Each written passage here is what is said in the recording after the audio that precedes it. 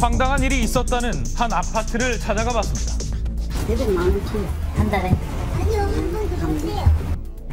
아파트 내 알뜰시장에서 듣게 된 부녀회에 대한 놀라운 이야기. 그전에는 분회장 관할이었는데 저희가 왜 그렇게 바뀌어요? 분회장들이 뭐 비리가 많아서 부녀회에 비리가 많다. 그동안 몰랐던 아파트의 비리 취재했습니다. 최근 아파트의 비리를 경찰에 고발했다는 사람을 만나 자세한 얘기를 먼저 들어봤습니다. 그중에서도 부녀회에 대한 얘기를 먼저 꺼냈는데요. 소장이 업무를 제대로 못하겠네.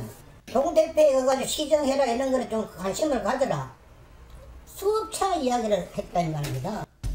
알뜰시장 수익금과 헌어 수거함 판매 대금을 개인적인 용도로 사용했다는 건데요. 제가 돈이 우리 겁니다, 주민이. 주민 건데 어떻게서 분야가 어디로 이 밑으로 다 썼구나 이게. 출처를 확인해 보니 황당했다고 합니다. 전화비를 비롯해 입회 선물과 식대 등 그 사용 출처가 다양했기 때문인데요. 가져와가 조사를 해고 식대가 뭐 80몇만 원, 뭐 금반 해주고 뭐 해주고 뭐 해먹고 하는 식으로 엉망진창나 이게 몇십 년을 그렇게 했단 말, 십몇 년을. 공금의 사용 방식에도 문제가 있다고 지적합니다. 관리비 사용 후 의회에 알리지 않았다는 것. 주민들의 반응도 마찬가지였는데. 위해서 일을 해야 되는데 우리가 볼 때는 그렇지 않던데. 분야에서 활동을 해서 뭐 어떻게 쓰는지 그런 거 해놓지도 않아. 분야의 결산도 한 번도 받아본 적이 없어요. 받아본 적 없죠.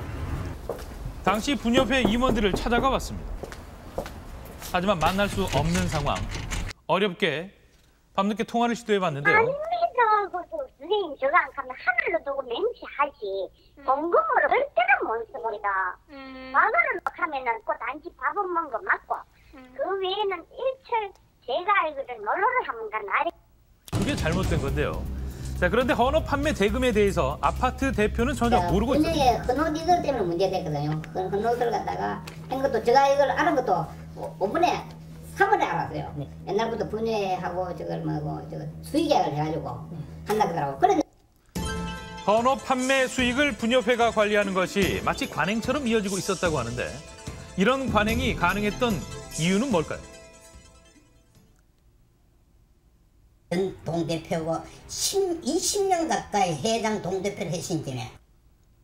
자, 입주자 대표와 분협회장이 부부였다는 사실. 게다가 그 대표자 회의 때 참석을 좀 하게 해달라 그러니까 동민들은 참여가 뭐 불가하다는 식으로 이야기를 하더라고.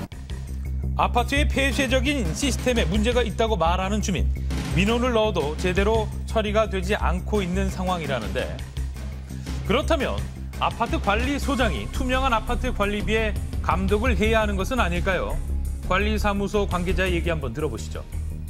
주민들이 서장 안 쳐놓고도 실제로는 서장 그 사람이 만들어놓고 자기들이 하는 그런 게 많지. 그럼 그런 게 안 많겠지. 만약에 비리가 있고 네. 옛날부터 했으니까 이렇게 하는 거다라고 하면 네. 아니 경찰에 신고나 뭐 고소를 할 수 있는 거잖아요. 관리소장이. 그러면 주민들이 바로 잡아야지. 주민들 이거 아빠도 주민 누구 주민 아닙니까? 주민 스스로 바로 잡아야지. 주민들 우리 어렵다고 있다고 뭐. 그런데 이런 문제는 비단 이곳만의 문제는 아니었습니다. 아파트 내 소위 권력 싸움에 대한 기사는 연일 인터넷을 달구고 있는데요. 아파트 내 끊이지 않는 비리, 멈출 방법은 없는 입장이 걸까요? 아닌 거 아니고 전문가의 의견을 들어봤습니다. 입주자 대표, 분녀회 양대 권력으로 행세를 하는 거죠. 한두 사람이 분녀회 운영을 지배하는 것은 바람직하지 않고 이런 것은 건강한 아파트를 지키기 위해서는 공금 사용의 그렇습니다. 투명한 네. 절차가 무엇보다 중요하다고 지적하는데요. 제일 중요한 거예요. 알뜰장터 외부 사업자에게 돈을 기금을 받는 그런 것이 치중하다 보니까 이런 게 비리가 자꾸 되는 거예요. 사실 그 순수한 의미의 그 바자회를 통해 가지고 분야를 운영하는 거. 이게 발전하면 정말 그 주민들에게 모든 장점이 된다 이렇게 생각합니다.